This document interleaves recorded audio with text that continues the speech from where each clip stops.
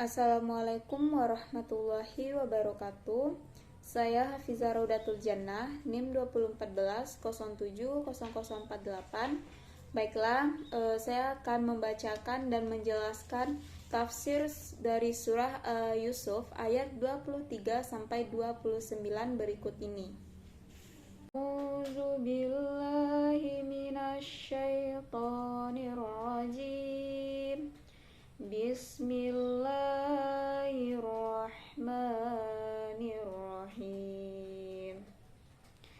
Warawadathu allati huwa fi baitiha an nafsi wa ghallaqatil abwaba wa qalat hayta laka qala ma'adzallah innahu rabbi ahsana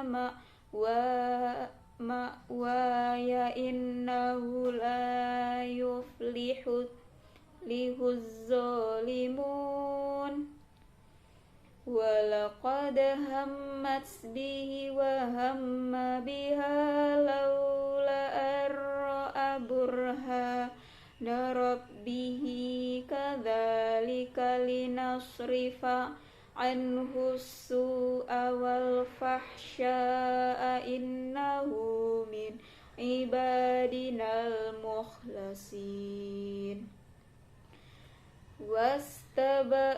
Wastabaqal baba wa qaddat qamisahu min duburin wa alfaya sayyidaha ladal babi qalat ma jazaman arada bi ahlika su'an illa ayyus jana au azabun alim.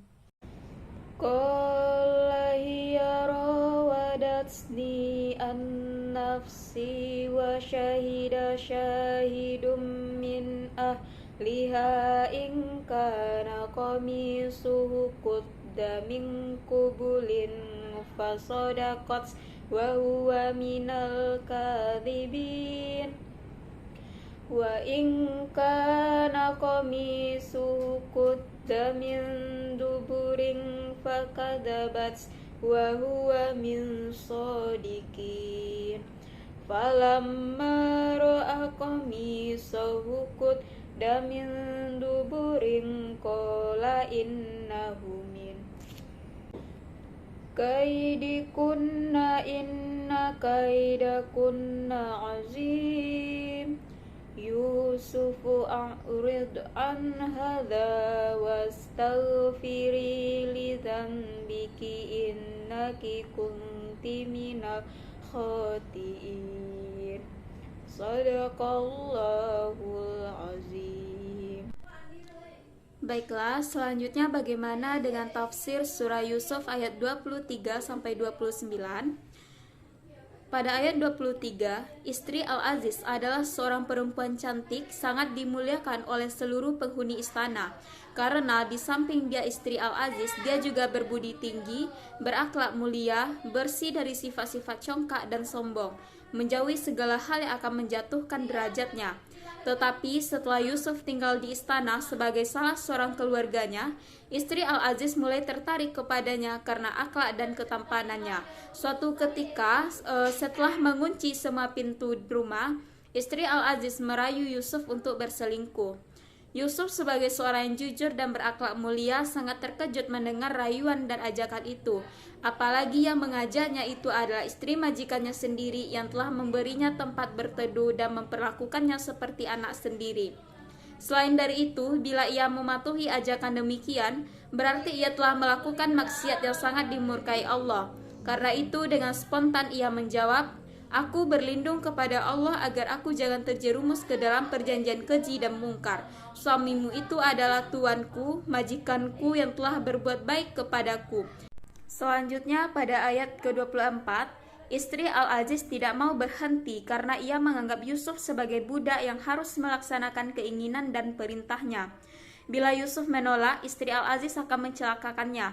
Tetapi dari pihak Yusuf ia telah bertekad pula untuk menolaknya karena perbuatan itu melanggar agama, mengkhianati Tuan yang telah berjasa dan berbuat baik kepadanya dan merusak kehormatannya dan kehormatan tuannya.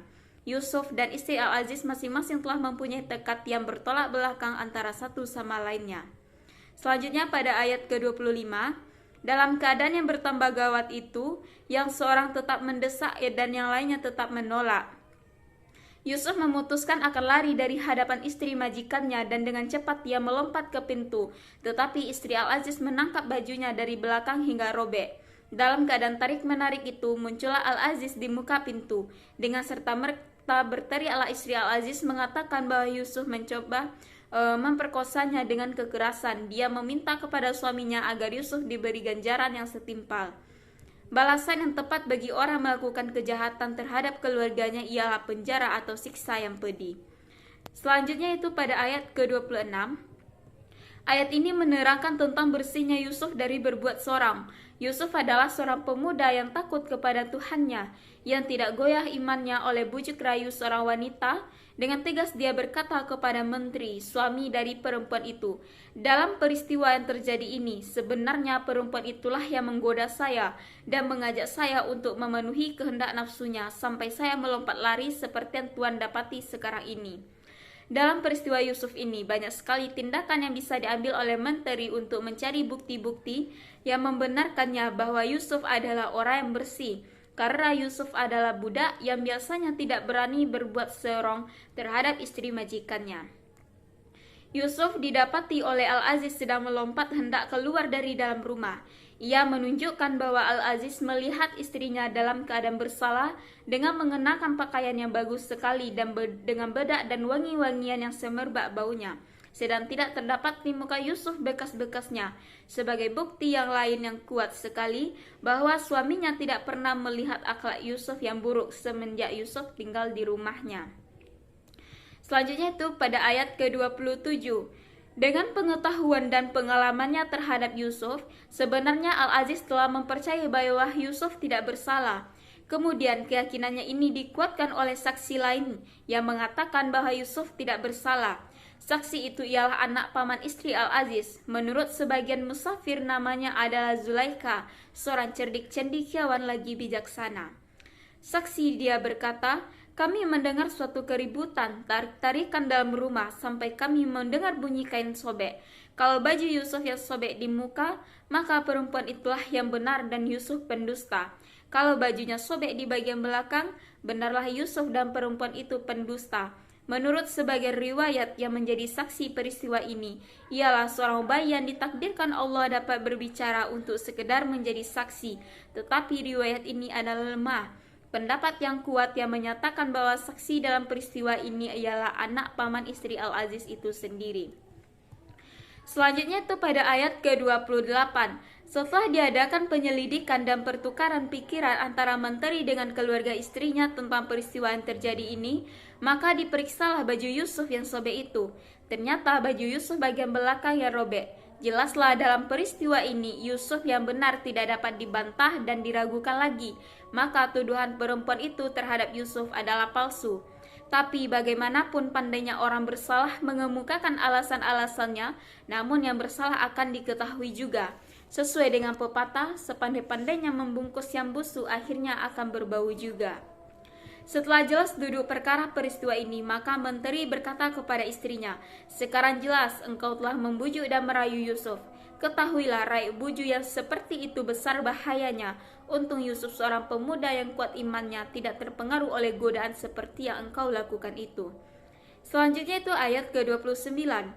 Dalam ayat ini, menteri itu berkata, wahai Yusuf, peliharalah dirimu, tutup mulutmu, jangan sampai kejadian ini engkau ceritakan kepada orang lain. Kejadian ini adalah rahasia kami, kalau diketahui orang kami akan mendapat malu. Engkau jangan merasa takut dalam persoalan ini. Percayalah bahwa kami tetap menjaga namamu, sebab engkau benar-benar orang berakhlak mulia dan beriman kuat.